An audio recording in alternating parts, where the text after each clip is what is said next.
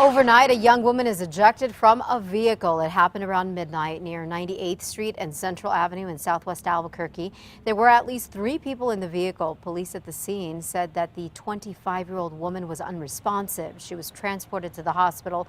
Her condition is unknown. It appeared that the others involved were not as seriously injured. We expect to learn more about this crash later in the day, and we'll of course update you when more information becomes available. The dark shadow of mourning is cast over end-of-the-year celebrations at one New Mexico school and this Memorial Day weekend. As students at a charter school here are gathering strength from each other in a grief support meeting after 3 of their classmates died in a plane crash on Friday. We're told a single-engine plane went down about a mile northeast of the Silver City Airport, then burst into flames. 3 students from Aldo Leopold High School in Silver City were on that plane and died. On the school's Facebook page, we found a post about a grief support meeting last night for students, families, and staff. There's also mention of plans for a memorial service soon. The 4th person who died on the plane was the pilot. Now, investigators have not released the names of anyone who died in that crash just yet, but the Sun News reports that the plane belongs to Peter Hockla, a psychiatrist here in Albuquerque. The National Transportation Safety Board is investigating. Elizabeth? A drought, 70-mile-an-hour winds, and loose sand create some hazardous driving conditions. And as we saw last Thursday, they can quickly turn deadly. In fact, a 7th body was found in the charred aftermath of a crash caused by a severe dust storm in southern New Mexico.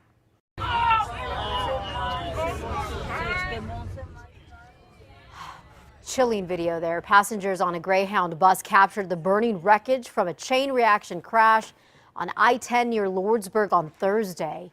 Wow, the crash left a horrific scene of twisted, blackened metal and 7 badly burned bodies. Officials say it looks like one driver slammed on the brakes when the dust suddenly cut visibility to 0, and that is what started the chain reaction. At least 3 cars, other cars, an RV, and 3 semis were involved here. The whole stretch of I-10 is notorious for brownouts. In fact, warning signs are now posted right at the site of Thursday's pileup. Rainfall is down 20 inches in southeast New Mexico. 75-mile-an-hour winds have caused major pileups on 285 between Roswell and Artesia over the years. And I-40 west of Albuquerque, US 491 in the Four Corners, and US 550 near Bernalillo are also susceptible to dust storms that can quickly catch drivers unaware and create very hazardous conditions. Now, if you are caught in a sudden dust storm, state police say the best thing to do is slow down, pull off to the side if you can, but do not stop in the middle of the road, they say. That is how pileups happen. Matt? Well, 5:04 now. A woman in Bosque Farms is suing possibly because of a cancerous tumor that was left undetected and treated for years. In 2007, doctors detected a nickel-sized calcification in Nelda Lucero's right breast. After another screening, she was told it was benign. Well, according to her lawsuit, doctors told her the same thing in 2009, 2010, and 2011. Ms. Lucero's file was selected at random for a reading by another doctor in 2012. By then, the mass was very large, and a biopsy showed it was cancer. It was awful. It was no time to think. It was like my whole life had just been jerked out away from me. 5 years ago, and my life would have been totally different. All right. Her attorney says that her doctor said she had 6 months. If they hadn't caught it, she could have been gone in literally 6 months. But they did. Lucero underwent a full mastectomy of her right breast soon after. Now she is suing the Radiology Associates of Albuquerque, claiming their negligence put her life at risk. Last month, the New Mexico Medical Review Commission agreed Ms. Lucero was the victim of negligence. Now, despite the ruling, the radiology company essentially has immunity for that act because it occurred before 2010 and because of the statute of limitations under the Medical Malpractice Act. Well, state health leaders are seeing a lot of cases of plague in the mountains east of Albuquerque. That includes parts of Bernalillo, Torrance, and Santa Fe counties. A dog from the Edgewood area was diagnosed with the plague last week. That makes 3 dogs from that area and a cat from Torrance County with confirmed cases of the plague just so far this year.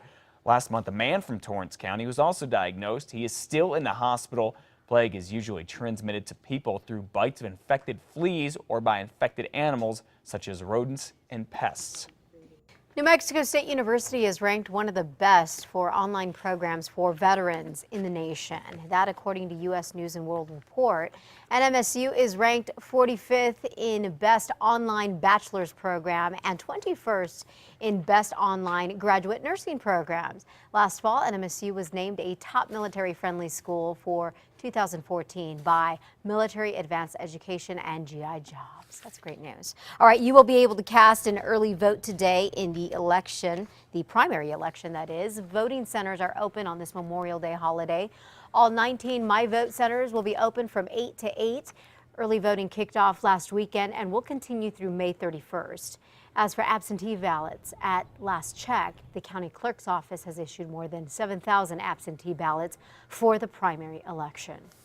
Well, the Memorial Day holiday is a day America sets aside to remember those who made the ultimate sacrifice for this country.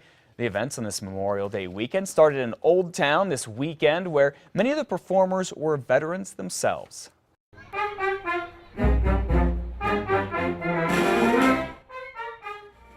Good little band here. It's the local American Legion Band. Played a small concert this weekend to honor those killed in combat. One of the band members says Americans cannot forget their fallen.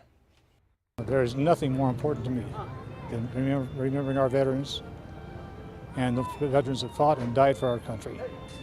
Anybody that doesn't do that shouldn't be in this country. The band will be performing another concert this morning in just a couple hours. The Veterans Memorial Park on Louisiana near Gibson. For a list of everything going on this Memorial Day, there are a lot of events. Go to KRQE.com and click on links. Well, as we remember the men and women who lost their lives fighting for the U.S., don't forget that most city, county, state, and federal offices are closed. There will also be no bus service in Albuquerque or Santa Fe. However, in both cities, trash pickup is going on as normal. For more information, again, head to KRQE.com. On Rio Rancho, you can celebrate this Memorial Day with a parade and a ceremony right afterward. The parade starts at 10 this morning, going down Southern from Country Club Drive to Pine Tree Road.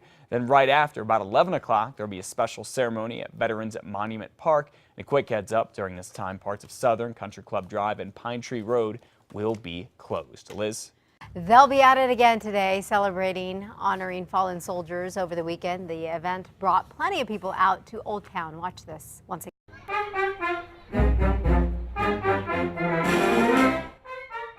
Yes, the local American Legion's band.